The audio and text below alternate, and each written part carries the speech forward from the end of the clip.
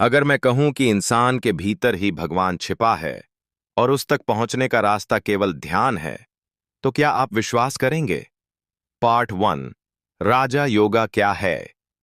स्वामी विवेकानंद ने कहा था, राजयोग कोई धर्म नहीं, एक विज्ञान है। एक ऐसी विद्या जिससे कोई भी भगवान को अनुभव कर सकता है। क्या आप तैयार हैं अपने ही भीतर के ईश्वर से मिलने के लिए? पार्ट 2। चित्ता, मान और ध्यान राजयोग। यह केवल योगासन या प्राणायाम नहीं है, यह है मन का विज्ञान।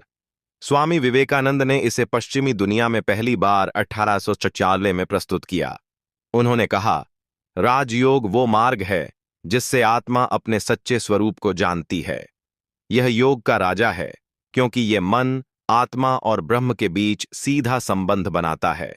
और इसकी नींव है पतंजलि के योग सूत्र। पतंजलि कहते हैं, योगश्चित्त वृत्ति निरोध, यानी मन की लहरों को रोक देना ही योग है। विवेकानंद समझाते हैं, हमारा चित्त एक झील की तरह है। जब झील शांत होती है तब हम उसमें अपना असली रूप देख सकते हैं, लेकिन जब मन में विचारों की उठती लहरें हों तो हम न स्वयं को देख पाते हैं न ईश्वर को। ध्यान इस झील को शांत करने का माध्यम है। राजयोग में ध्यान, धारणा, समाधि, यही 3 सीढ़ियां हैं। पार्ट 3। विवेकानंदा की चेतावनी। स्वामी जी चेतावनी देते हैं, राजयोग कठिन है, यह खेल नहीं है, यह तप है, आत्मनियंत्रण है, मन पर विजय है।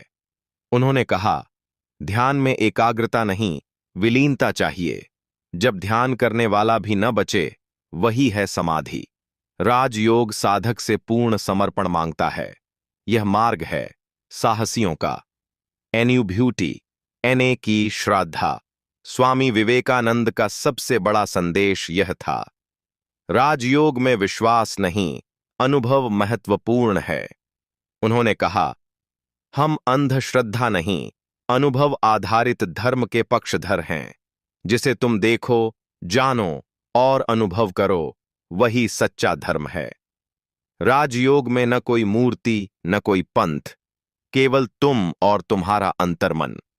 क्या आप तैयार हैं अपने ही भीतर उतरने के लिए? क्या आप साहस रखते हैं अपने मन के द्वार पर खड़े होकर ईश्वर को आमंत्रित करने का?